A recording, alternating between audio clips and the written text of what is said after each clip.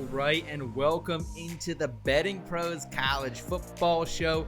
It's our Week 1 preview episode where we'll give you our picks and predictions for the top 10 games on the slate. I'm your host, Seth Woolcock, and I'm all but ready to inject a full slate of college football back in my veins this weekend. The fall weather, it's officially back out this way as well, and I think everyone's looking forward to one last long weekend before we get into the busy fall season. And back rolling with me is the crew, of course, including a man who's coming off a scorching hot week 0, big game hunter, Terrell Furman Jr. Terrell, how does it feel to come out of a wacky first weekend, very much in the green? Oh, it feels great. I mean, everything went right. Iowa State, money line. Shout out to our Lord and Savior, Rocco Beck. We had a great job with Kansas as well. A little iffy there at times, but Kansas was able to get it done and cover the number with ease there at the end. And then Carson Hansen, the running back for Iowa State, I told you that running back room was revamped, and he got it done on the rushing. Plus, we hit the parlay as well. So like it was a great week 0, and you know what? Like Kobe said, job is not done. Job not done. It's week 1. I'm ready to roll it over and have another great week. All right. Well, glad you're back in the saddle today, and also holding it down as someone who stands alongside Matthew McConaughey in support of his Texas Longhorns this weekend, Scott Bogman.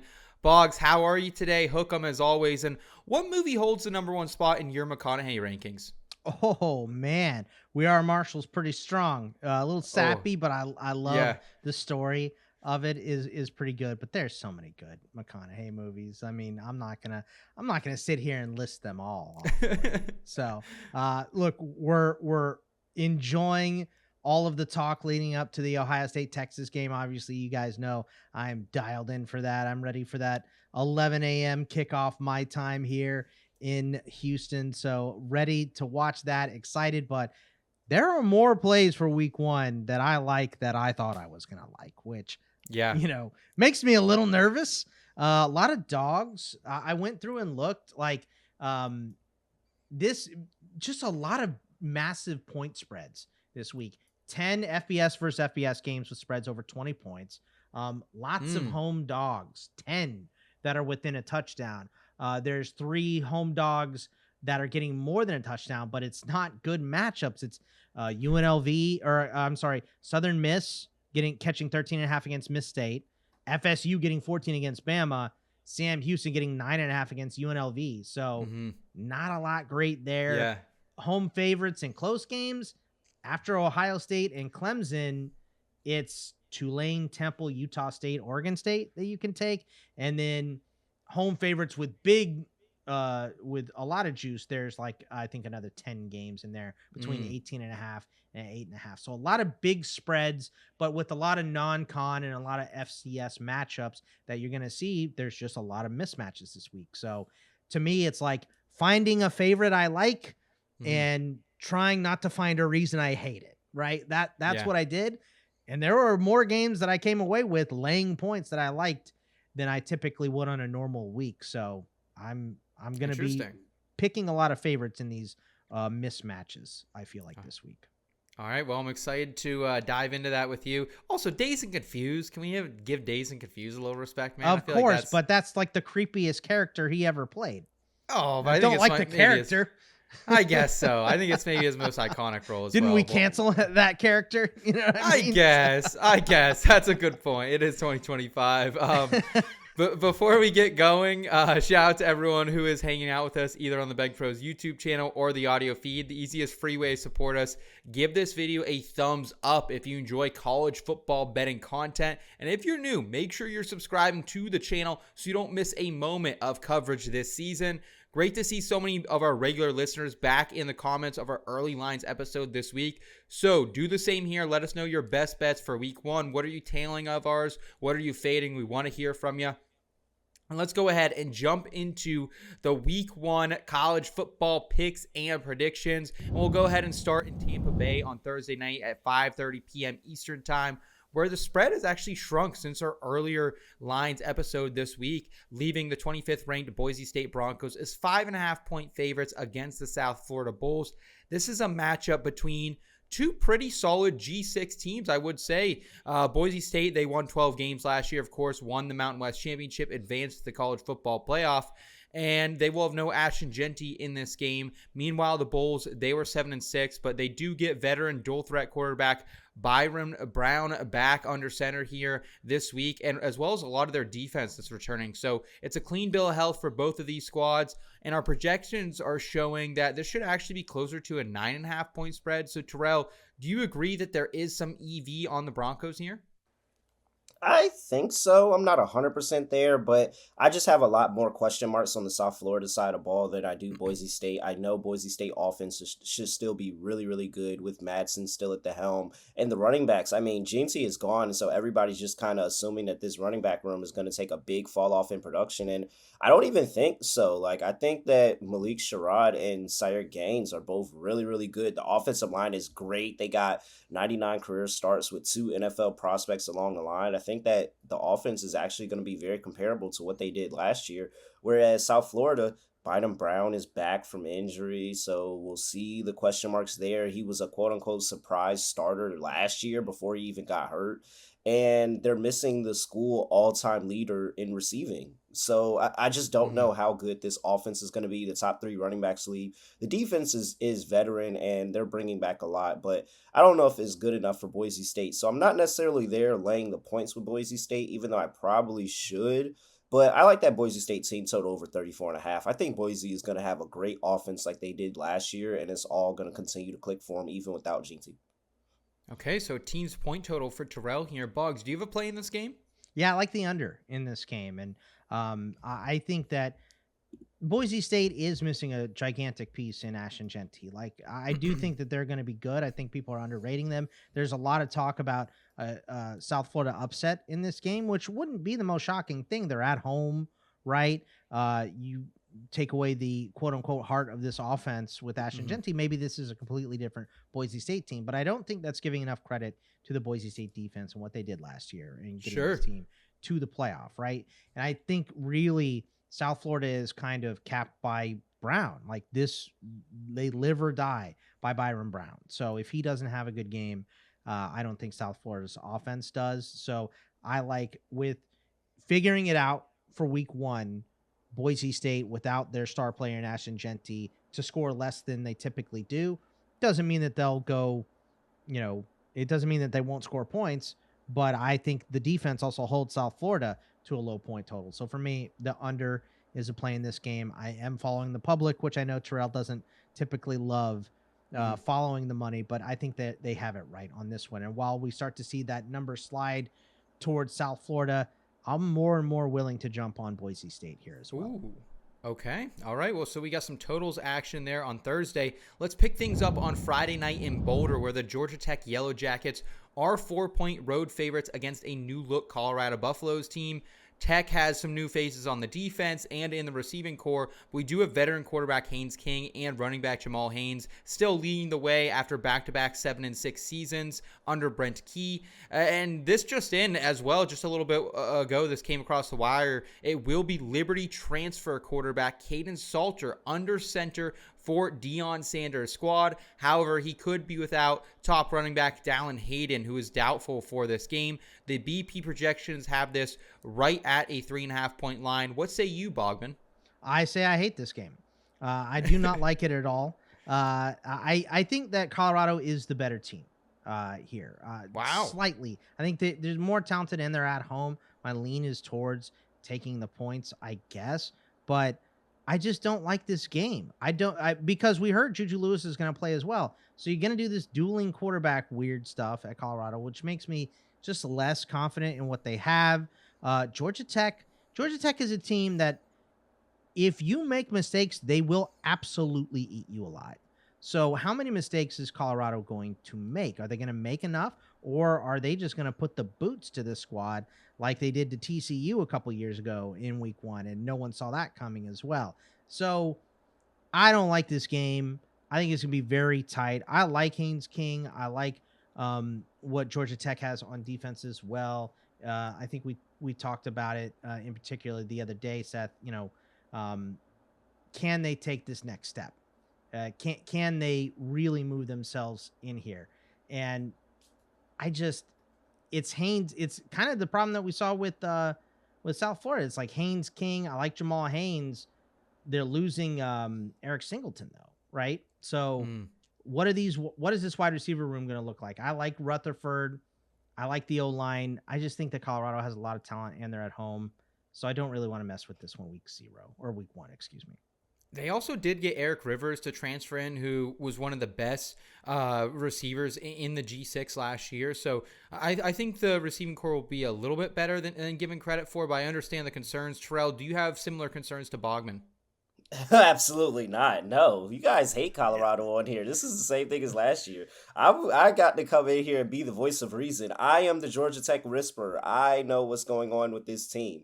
First of all, the Heisman talks for Haynes King are absurd.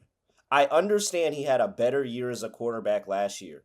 You don't have to get better and then automatically be in the Heisman conversation. No, this is not it. He is a little bit too indecisive and needs more work as a passer. Great runner of the football. Very fun. Needs more work as a passer. Brett Key, the coach, 5-7 ATS as a favorite, 12-5 ATS as a dog. You buy into him as a dog. You fade him as a favorite. You got Deion Sanders here. Great head coach, 4-0 ATS as a home dog. The Caden Salter era is here. There was no doubt in my mind that Salter was going to be the starting quarterback. And the Juju Lewis stuff is all facade. And maybe he comes in there for like a snap or two or a package, but like there's no way. This is all Salter's show. And I think Salters is going to go and have a great season. The offensive line is the best offensive line that Deion Sanders has had there already. Wow. And so, yeah, absolutely. Best offensive line they had. And then the defense, he brung in a bunch of transfers. Transfers from Bama, from Texas State, from Fresno, second team All-American, first team All-Conference USA, USF, Wyoming. Like, they have a whole bunch of new talent around the defense that I think that they're maybe not be as good, but they're going to be better. And so, yeah, I like Colorado. +4, man. I think this is a good spot where Caden Salter is going to show that he can run this offense, and this can still be a really, really dynamic Colorado offense. And I think they're going to be right there lock and step with Georgia Tech the whole way. So I like Colorado here. I'm going to back Deion getting it done on the road, at home as a dog, 4-0 ATS yet again. Yeah, for me, like you guys know my fandom for the Yellow Jackets, for Haynes King. And I think this is just another one of those business trips, right? Like we saw these guys go overseas, upset Florida State in week 0 last year. We saw them in week 1, a season before that, go and upset a TCU squad coming off a national championship game. So for me, I think Georgia Tech not only was better in total offense last year, 35th to Colorado's 69th, and that was with Shedeur Sanders and Travis Hunter, but also better in total defense as well. And they played their best in these big games. They upset Miami. They took Georgia to 8 overtimes in clean old-fashioned hate. And I can also vividly remember watching Caden Salter last year on a Wednesday or a Thursday night against Kennesaw State, one of the worst FBS teams last year, absolutely falter and ruin a big parlay I had when the money line was like minus 2,000. Gosh. I'm not buying in, man. I'm not buying in Salter. I think he has some. Upset Florida State was the wildest statement you said, and I didn't hear anything else after you said upset Florida State last year. Florida State was horrible last year. They were horrible. They were 17-point favorites in that first game. Just because everybody buys into some fake preseason rankings and assumes that the good teams are the good teams yet again over a year, it doesn't mean it's an upset. Florida State won 1 game last year. 2, but...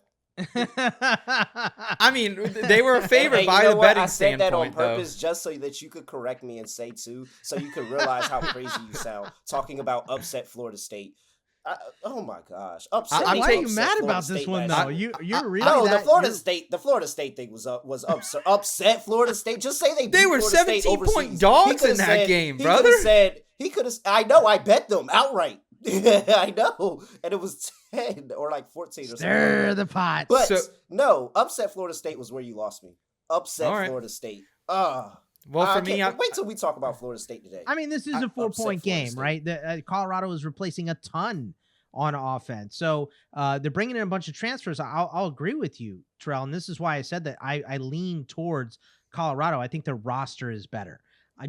Coaching, let's call it even, right? Whatever.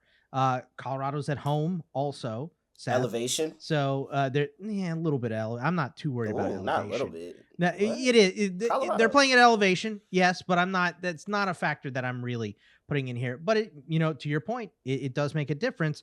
But again, it's a lot of transfers. It's week 1. It's the first time we're seeing this group play together. That's why I'm laying off of it, right? Is because there's so many transfers coming in. You're replacing so much of Colorado. I think they should win. I kind of think they should win going away, like Terrell says, Seth, sorry to say.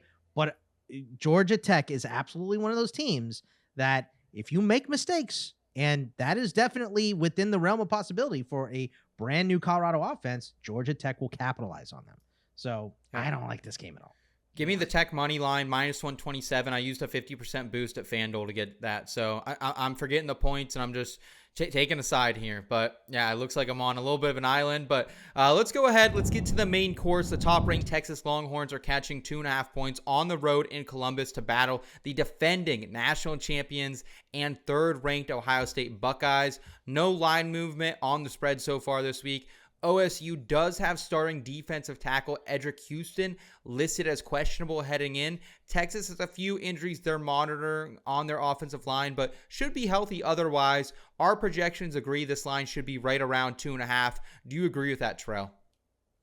Yeah, I think the line should be around 2.5, but no, come on. First game of the season, horns down. I'm not taking Texas here. And it's just, for me, I'm sorry. I get the revenge angle that could possibly exist there with Texas, but since 2006, 1-6 ATS versus the Big Ten, Sarkeesian area, we can narrow it down a little bit more. Texas is 1-6 straight up, 2-5 ATS as a dog. And yes, they have Arch Manning. I think Arch can be really, really good this year, but I do have questions along the offensive line for them. You talked about the injuries already. Just one starter back along that offensive line with 45 combined starts. I do think that the running back room actually is still really interesting, but CJ Baxter's coming off of a nasty ACL, MCL, PCL type injury. They have the talent and raw talent everywhere on this team, like just straight up raw talent of very, very good high school recruits around the entire team, but they lost first team All-American and a third team SEC in the secondary. So I think that secondary is going to be a little bit rough. And at the end of the day, I think Sayin is enough to be Will Howard. I don't think Will Howard was anything special. I think Sayin is good enough to be what Will Howard was for this Ohio State team. And they bring in C.J. Donaldson in the running back spot. And if you watched him at West Virginia, then you know that he is good. He should be a 1,000-yard rusher behind this Ohio State offensive line. I think he's going to be really, really good for the Buckeyes this year. And this is going to be one of those games where they just kind of show, hey, look, I'm here and I'm here to stay. So I think Ohio State actually has enough here. A little bit less experienced in defense, but still highly recruited, highly touted players. First team All-American Caleb Downs is back in the secondary. That's going to really help against the young, inexperienced wide receivers against Texas. So I'm on Ohio State. I think Ohio State is getting this done. I think they're a better team, and I don't think that Texas is the number one team in the country. That's just how I'm going to put it. I don't think they're the number one team in the country right now. Okay. Well, I understand standard points. I do like the CJ Donaldson ad. I think him and James Peep will be a great 1A, 1B situation there in that backfield. I do worry, though, that maybe Texas is coming in with a little bit more power up front on the offensive line. Boggs, is that going to be a difference maker for you in this game? I mean, I think this game is so tight. It's going to be so down the line. Maybe I'm wrong on that, but I just think this is a very, very good game, and it's going to be one weird bounce one way or the other. It's going to be a play that we talk about that go, oh my God, did you see this interception or this fumble or whatever? I think that is going to be the difference. Terrell is right? I think the offensive line has major questions at Texas. Now, roster strength says 6th in the country, right? But experience, there's not a lot there. We're replacing so many players. Now, Gooseby, big Feldman freak guy, right? Like there's a lot of good there, but it is a question. Ohio State also replacing a lot on their line too. Absolutely. Yeah. And really the thing that concerns me the most for both these teams is replacements along the defensive line, right? I think that JT Tuimoloau and company over at on the Ohio State side, that's going to be a big missing piece. I think Texas is going to be able to run at them, but also Texas lost Broughton. They lost the interior of their line as well and brought in transfers. I think both those things are going to be tested early. So I think, like I said, maybe a first half under. I believe it was 23.5. Don't really love that number. Would like to see it go up a little bit more before we get there to like just over 24.5. I think that is my favorite play in this game. Picking a side is flipping a coin to me. I think if Arch plays the way we expect him to, Texas wins. If Arch makes mistakes and the line can't keep him clean, Ohio State could easily win. And Julian Sand making mistakes could change this as well. It's his first start ever, right? So there's a lot going in here, a lot of moving pieces from last year. It's a massive game. Ohio State is catching points, and they're at home though, or is laying points, and they're at home. So I don't have a good argument to tell you to come off of the Ohio State side, Terrell, but I also would not have an argument if you would pick the Texas side. So to me, this is down the middle. Let's find something we like here. I'll take the first half under because I think both these teams with the inexperience of quarterback run in the first half at the weakness of that defense just to test it. So that's my favorite play in this game would be first half under 23.5. I really like the first half underplay because especially in week one in general, right? You got a lot of moving parts on the offense. I mean, how many holdings did we see against K-State over there in Farmageddon last week, especially in the first half early on? So I think that could be a play that you applied to a couple games on this slate, but really appreciate that breakdown from you guys. This is going to be one that I'm just going to, park my butt in front of the TV and have some action on some other games and not get invested here. But really love those plays nonetheless. Before we keep it moving, though, I did want to remind everyone to please track line movement on your own in real time with the BettingPros app. Download the free BettingPros app for iOS and Android. And with Sportsbook Sync, you can actually automatically track your bets across all major sportsbooks in just one spot. Easily monitor your bet performance by sport and bet type, including game picks, props, and of course parlays as well. Create custom betting systems to find winning trends and profitable opportunities. Get a 7-day free trial of BettingPros Premium by downloading the app at bettingpros.com/apps using the code JUICE and activating your trial on the upgrade screen. Let's get to the unranked Toledo Rockets heading into SEC territory when they take on the Kentucky Wildcats in Lexington. Toledo, clear favorite to win the MAC, and they have a ton of returning production on both sides of the ball, and really no injuries to report of. Kentucky, meanwhile, they have some injuries, including RB1 Dante Dowdle and RB2 Seth McGowan. They are both listed as questionable coming in. This line has moved from Kentucky being favored by 7.5 earlier this week to now 9.5. But is that still long enough in most bettors' eyes? I don't think so, because the BP projections are telling us, hey, maybe this should be closer to 13.9. What say you, Bogman? Is this too short of a line for a MAC versus SEC matchup?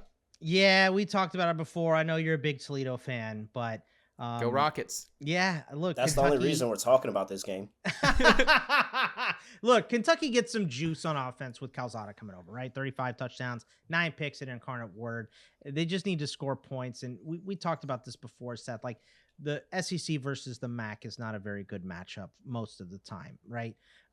So I just think that Kentucky at home, Kentucky is a low-level SEC team, but a low-level SEC team still stomps almost every MAC team, probably every MAC team. So they're at home. It's their opener. They have a much-needed quarterback to actually make this happen. Like I said on Monday, Seth, I've seen Kentucky on quit mode. It is miserable. Yeah. So, but Kentucky on hard mode, they put up with Georgia last year at home. So I do think that Kentucky has it in them to get up. I think if you're not getting up for week 1 of the season, what are you doing? You're not coming off a major loss or anything here. And I think they put the boots to the Rockets. I think Toledo's very good for a MAC team, but coming into play on the road against an SEC team in week 1 is just too tall of a task to ask them. Where are you at on this one, Terrell? Yeah, opposite side of Boggs. I'm with you and the Toledo Rockets here. First of all, PSA, please, PSA to all coaches out there. Stop thinking that you can change these quarterbacks. They are who they say they are at times. I'm sorry. But Calzada didn't work at Texas A&M, didn't work at Auburn, goes to Incarnate Word, and now I'm supposed to believe that he's just the guy at Kentucky again here? We've already seen the first 2 stops, it didn't work. But, he gets the win over Bama at home in College Station when Bama had the first back-to-back away games in, forever. And that's his claim to fame and how he gets this job? He is not a Power 5 quarterback. He's not that good. I'm trying to tell you, he's not that good. I promise you he's not that good. He has a veteran offensive line, and maybe that's enough for here. But if you're talking about the questions at running back as well, dude, this is way too many points. You've got a dual threat quarterback with Gleason for Toledo that I think could really, really give that defense problems with how he can move with his legs. And you got Junior Vander Ross, who is one of the best receivers in the MAC.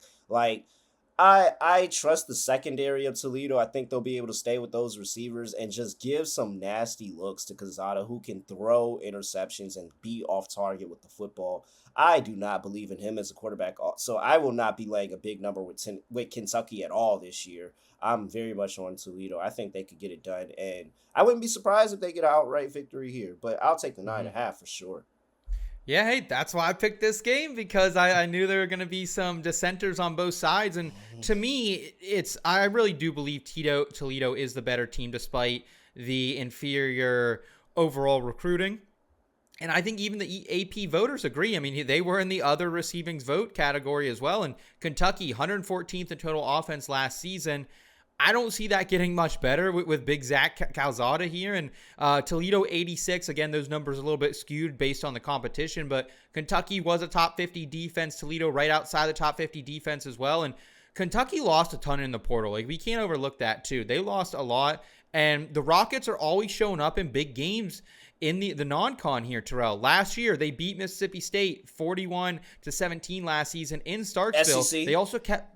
Yeah, and then they also kept it within 2 of Illinois the season prior, and going all the way back to 2021, coming off a year where they only played a couple games in the MAC, Toledo took 8th-ranked Notre Dame to the brink in South Bend in Week 1, 32-29. So I think Toledo's experience on defense will be too much for Big Zach, who hasn't played a snap of FBS ball since 2021.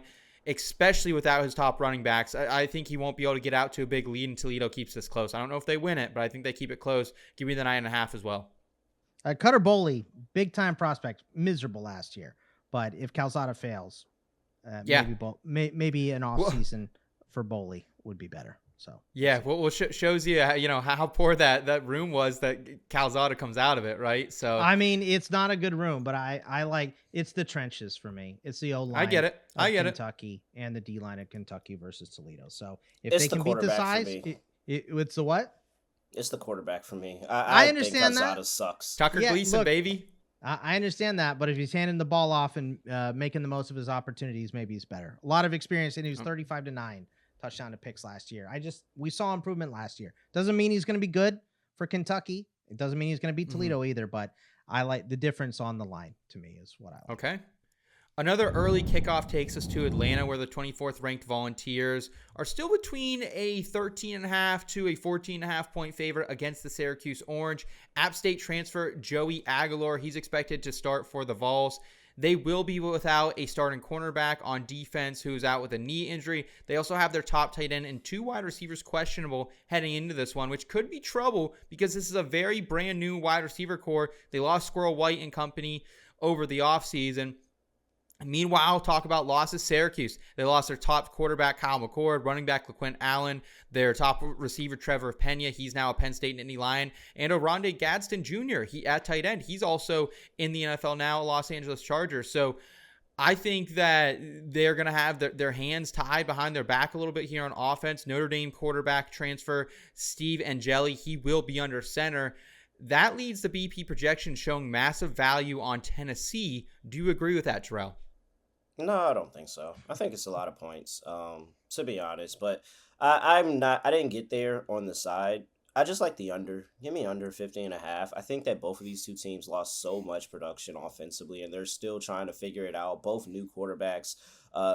missing both running backs, 1,000-yard rushers on both sides. Like, I mean, Samson's one of the greatest, the best season in school history. So I think that they're both missing so much all along. Down 3 receivers for the Syracuse Orange. You talked about everything that Tennessee is moving, but the defenses actually have a lot of production on both sides that are coming back, especially in the front 7. And I think that defense is gonna lead the way here. So yeah, give me under 50.5. I actually kind of do like that play. What about you, Boggs? I like that play. I also like Tennessee here. More of a lean, but I just think that Syracuse is one of those ACC teams that blows up every once in a while and they're good, and then they return to just being garbage for a while, right? Like, they're definitely a free flowing team. They're not a perennial powerhouse at all. And when you're 128th in returning production in the country, you lose so much off of a team that surprised everyone was so good last year. I just don't have a lot of faith for you going into Tennessee week 1 and making any noise. Even if Tennessee is down production, they're still 11th in returning defensive production. A lot of juice on that defensive side specifically. So I like laying the points and taking Tennessee, and I like Terrell's underplay as well. I think the logic behind it is outstanding. I really don't like the Syracuse offense. Steve Angeli had a pretty good drive for Notre Dame last year. What does that going to translate to a whole good year of opening up this offense again? I'm not so sure. So give me Tennessee, and I like the underplay as well. Okay. The best game of the 3:30 slate is billed as the number 8 Alabama Crimson Tide on the road as 12.5-point favorites against Mike Norvell's Florida State Seminoles. Bama, they're returning 14 starters, while the Noles, they're bringing back just 6 starters from that 2-10 team last year. Yes, 2 wins, Terrell, not 1. And Ty Simpson, he's in at quarterback for the Tide, but he'll be without running back Jam Miller, who suffered a collarbone injury, expected to return by the Georgia game at the end of the month in September. Tommy Castellanos, he will be under center for Florida State, should have his whole healthy roster to work with. The BP projections are telling us there's a ton of EV on Bama here, and that this should be closer to a 20-point spread. What do you think about this one here, Bobby? Do you agree with the projections that Bama by a long shot? Yeah, this is a good roster for Florida State, right? But week 1, even at home against an Alabama team that, Ty Simpson might make this offense better than it was last year. Like, I agree. Milroe's very athletic, and he has so much incredible upside. I don't know if he was ready to start for Bama last year. So I kind of think him starting for the Seahawks this year and that talk is eye-rolling. But Ty Simpson might be better just as a passer. He's not going to have 20 rushing touchdowns like Milroe. He's not going to have that spark that Milroe brought this team on occasion. But I do think that Florida State has a really good roster. They brought in and recruited, Castellanos and a lot of really good transfers. But their focus is going to be running the football, right, on offense. That's traditionally very hard to do against Alabama. So I don't like this matchup for Florida State to start the season. I think they're going to run into a lot of brick walls. So I'll lean towards Bama here. What about you, Terrell? I mean, it's really hard for me to want to bet you when you shoot yourself in the foot. Why would you ever, as a former Boston College quarterback who got benched and then you quit on the team, ever in your life open up your mouth to say, as you transfer to a 2-win Florida State team, right, that Nick Saban won't save them from you this year? What? Why would you give this Alabama team that is so disappointed in how last season went any type of bulletin board material for playing you week 1? I mean, this is working backwards. This is not getting inside of their head. You're actually giving them bulletin board material. That this Alabama team has a deep RB room, so I don't think it matters if Ty Simpson isn't mobile. In fact, that's actually the stereotypical Alabama quarterback who is just a simple quarterback that can make the passes. That was embarrassing.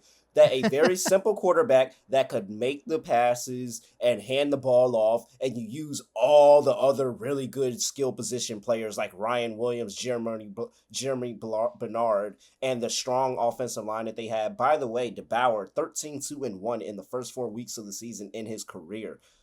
Dog, why would you open your mouth? No, it was media day. To destroy this team. It was media day. They were goading him, But also, you're right. Why give them any fuel to the fire when you're coming? You off go to Florida State. You go to Florida State. Norvell might not even be there next year. Florida State, Terrell, though. Florida State is the opposite of Syracuse, right? They are a perennial powerhouse that was down last year. So the roster strength is good, but Alabama week one. No, it's not. Good luck, it's friend. not good. The offensive line is still a question mark. They have no improvements along the offensive line. They just have a bunch more starts. They barely got better on the defense, and the only reason they're better on the defense is because they were so bad last year.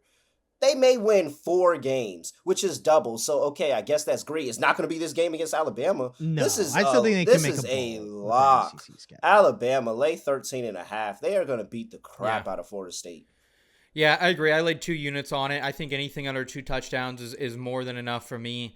FSU, keep in mind, while they were a 2-win team, they're also only 2-8-2 against the spread last year as well. 4th worst clip in the FBS. And I just think starting with Bama is going to be really tough sledding for him, man. Like against non-SEC opponents last year, Alabama won by an average of 40.3 points. The only non-ACC opponents the Seminoles faced were Memphis. They lost 20-12. Notre Dame, they lost by 49 points. And then Florida, they lost by 20 points as well. So I think this Alabama team, as Boggs said, I think it's better because they have a more conventional trigger man under center, a better offensive coordinator there in Ryan Grubb as well, one of the best offensive lines in the country. They face Louisiana Monroe next week, followed by Wisconsin at home, and then a bye before taking on Georgia. So no worry about a letdown spot for Bama. Roll Tide.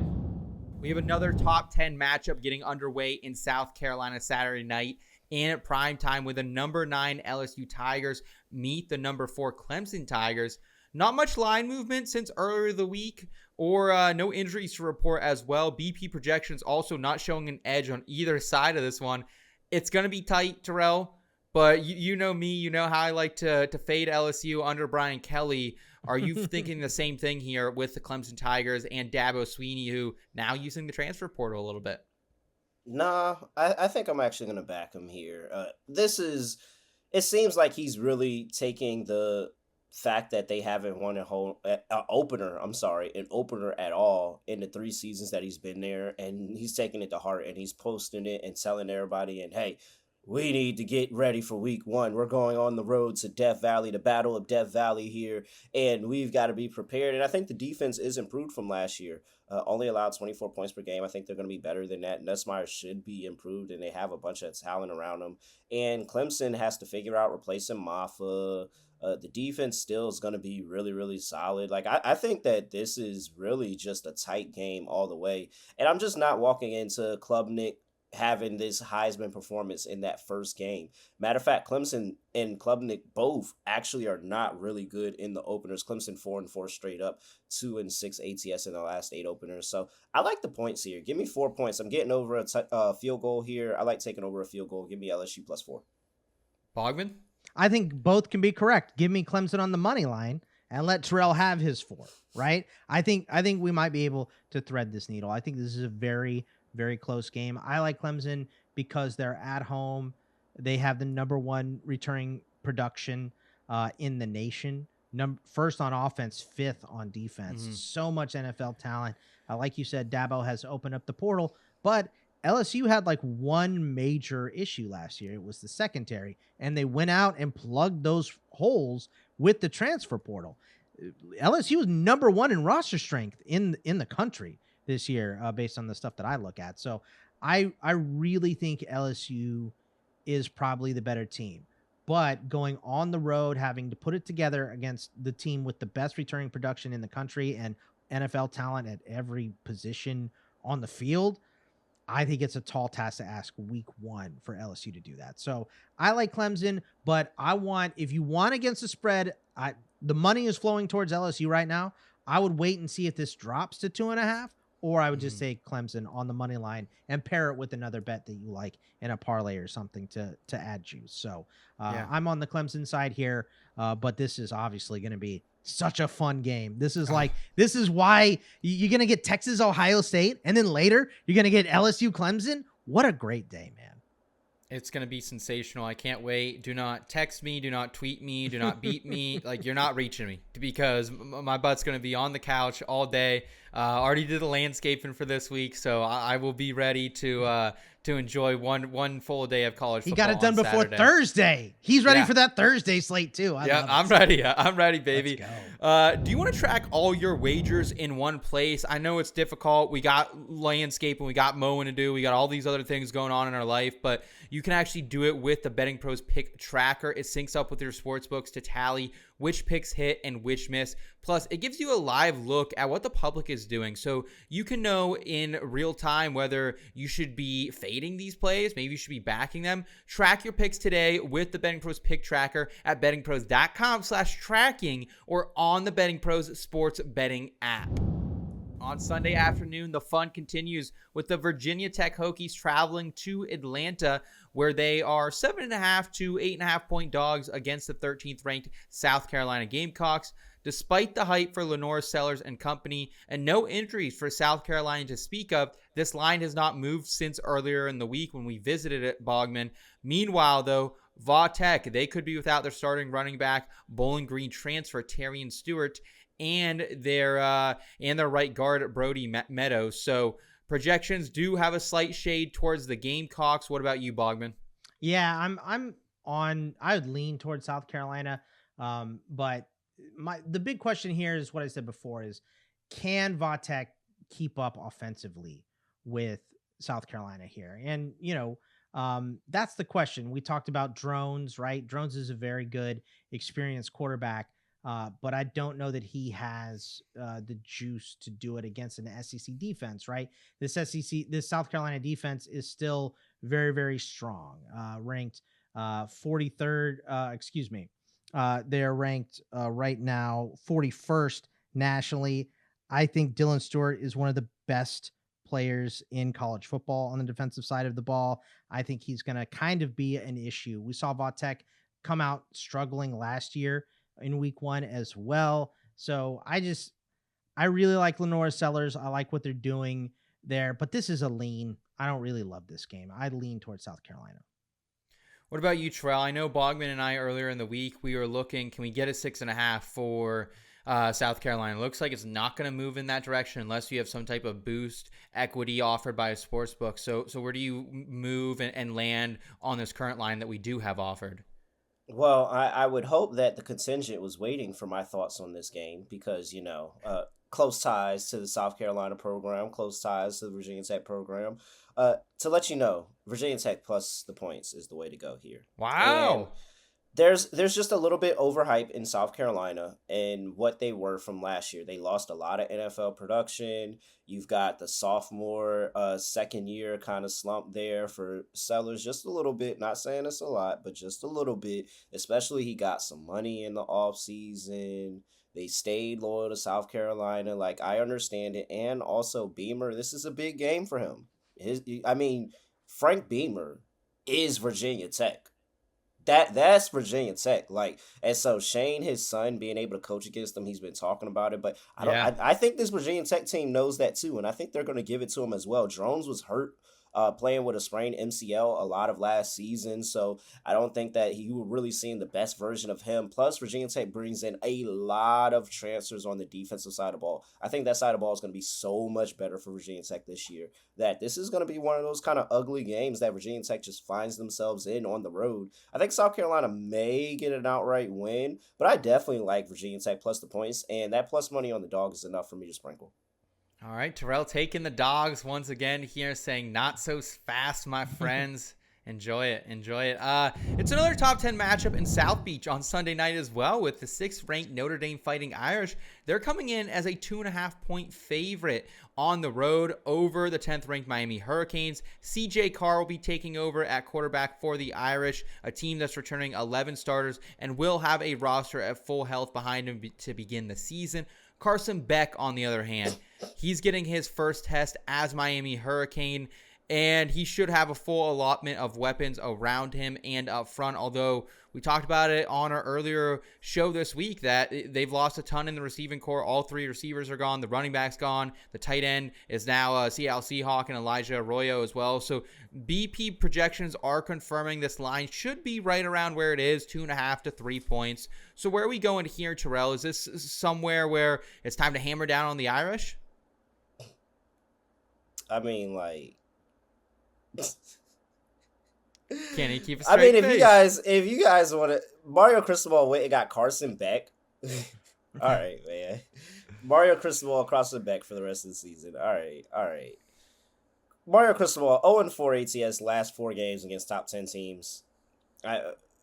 Are you trusting Mario Cristobal in a close game and what's projected to be a close game, and that these 2 teams are supposed to be very comparable? Like, I understand the youth of Notre Dame, especially at the quarterback spot, but Marcus Freeman is an ATS covering machine. He coaches a great defense, and I don't think Cristobal, with the lack of weapons that they've had from last year, and then Carson Beck at quarterback for whatever reason, I'm going to enjoy fading this team all year. Let's just say that. Notre Dame all the way. All right, rolling with the Irish. What says you, Bogman? I say I don't like this game. In Miami with Rain, new starting quarterback for Notre Dame. I don't like Carson Beck. I'm with you guys in this. I do really like Miami's defense, though. I really like Ruben Bain and company on the side there. I get Notre Dame wrong consistently. So it's probably Notre Dame since I'm leaning towards Miami, but I will have no bet in this game. I do not like it. Carson Beck has a lot of experience. He's not good, right? And we've seen him fold like origami under pressure. There's a lot of pressure in this game. So I think conventional wisdom says, let's take Notre Dame. We've seen Carson Beck ruin this cake before. I get it. But I really like Miami's defense. I've never seen CJ Carr. Is Jeremiah Love 100% right now? I think there are enough questions from Notre Dame to make me not like this game. So I'm just going to stay away from it. Yeah, my biggest bet of the week, I'm going multiple units on it. It's Notre Dame money line. They were 12-3-1. Yeah, go Catholics. The new Pope will hopefully be watching from overseas. He might be a Notre Dame fan. He was from up in that Midwest area. So Chicago. The new Pope might be riding with us, Terrell. But I mean, 80% cover rate last season, one of the best in the FBS, and that was when, let's not forget, dude, all the injuries that Notre Dame faced down the stretch. Their offensive line was a mess. Their defensive line was a mess. Their 2 deep was a mess. And also Jeremiah Love was not healthy in that run to the national championship game. So they were such a better team last year than Miami. All their returning players, I think, are in the positions that matter compared to Miami, who's missing pretty much their entire offense outside of some linemen. So I'm with you. I'm fading Carson Beck here. Notre Dame by I don't know, enough here for me to take it. So really looking forward to that one on Sunday night. And then Monday night. What a treat this slate is, boys. Bill Belichick makes his college football coaching debut on Monday night at 8 p.m. Eastern Time. The TCU Horned Frogs will be traveling to Chapel Hill, where Sonny Dykes' squad is a 3 to 3.5 point favorite against the North Carolina Tar Heels. No injuries to report on either side of this.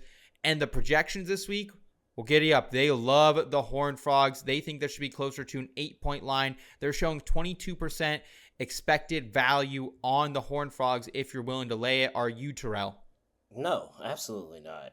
I don't. Where are we getting at that TCU is just this great, good team that they're supposed to be that much favored over? Josh Hoover's nice, man. No, he's not. They're okay at best. This TCU team has been up and down, around the way, all the time. I think he's turnover prone, and then they got a true freshman behind him that they really want to play in front of him. So now he's playing with the pressure of that, all of that. And then you add all of that into the fact of you're taking a turnover prone and a true freshman QB, whichever one that they end up deciding to play more, because you can never trust TCU.